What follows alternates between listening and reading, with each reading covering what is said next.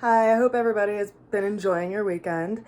I've pulled 5 cards for us today, and before I get into them, I guess I just want to talk about some things because I feel like they're highlighting a lot of stuff that I've been looking at and contemplating. And rather than just like drop the ball based on my contemplation, I wanted to just process it a little bit. And as you can see, the inner wells got tapped. So I'm going to try to not let that come out, but it does sometimes, especially when we're going through stuff. And so I've been contemplating whether or not it's actually useful for me to do these daily videos. And while people repeatedly tell me that they're really helpful and that they benefit them and they inspire them, and I get really positive feedback in regard to sharing these videos every day, it takes a lot of time out of my day to make them. And I live in a situation right now that's pretty rustic, so my day-to-day routine takes a lot of time too.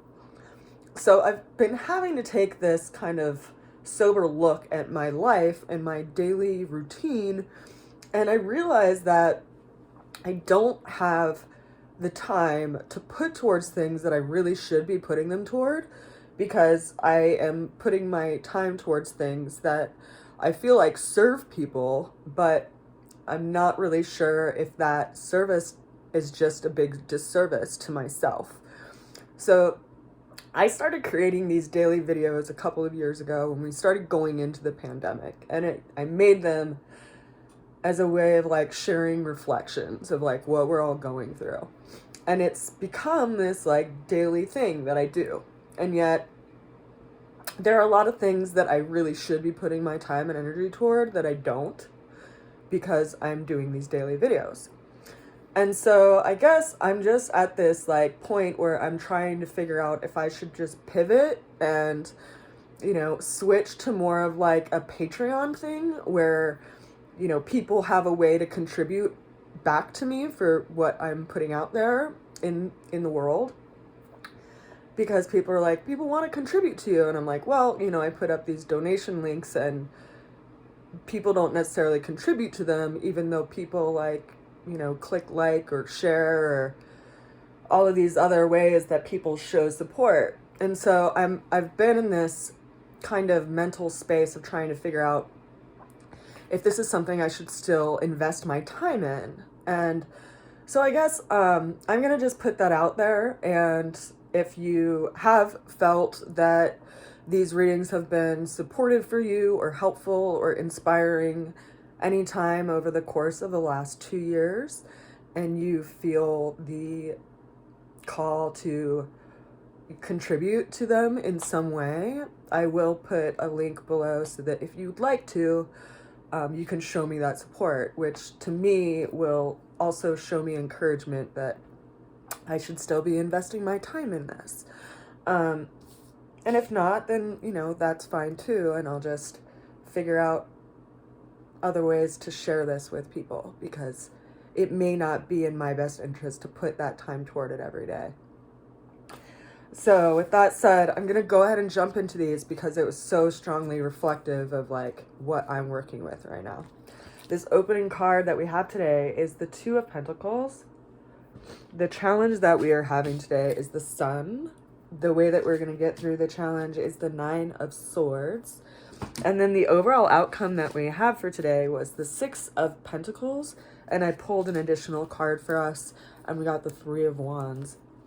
So, as I had mentioned, we're balancing what our values are. And we can see where, perhaps some things that we put our attention to have kind of created a sense of disharmony and made it harder to balance in this world that we're in. Because we see this person who's walking on a tightrope. They have one coin in one hand and one coin in another. And there's this like swelling water behind them. And so it's like all of these emotions are going on, and yet we're just trying to find harmony amidst the chaos.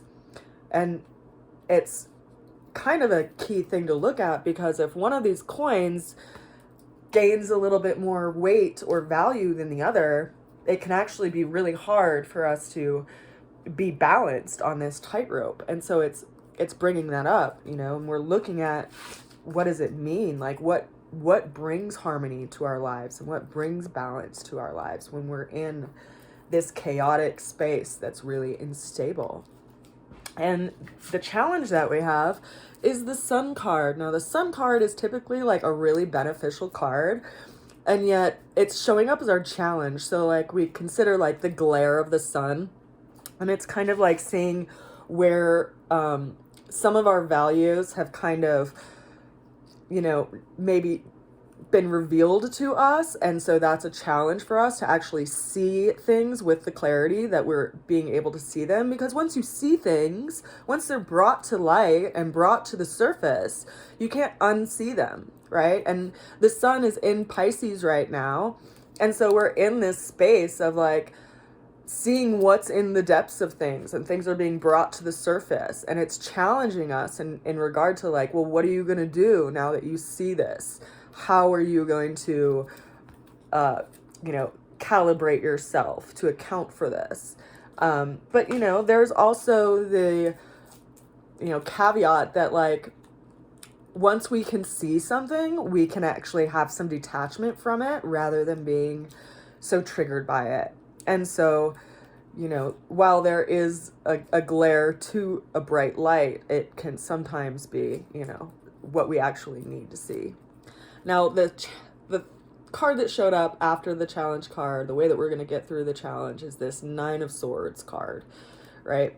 Nine of Swords, you can see this person is up in their bed, sleepless. There's a lot on their mind, and the way that they're seeing things is coming to this pinnacle, this like completion, right? It's like, okay, how, you know, it's so interesting because there's a full moon in this card. We have a full moon on Thursday this week, which, you know, the sun and the moon are in opposition astrologically, which is why we see the reflection of the sun on the moon's surface, and things typically get brought out, and things get seen, and hidden things get seen during the time of the full moon. And so we're in this space where we're really taking you know, as I mentioned before, like a sober look at our situation and how we see a situation.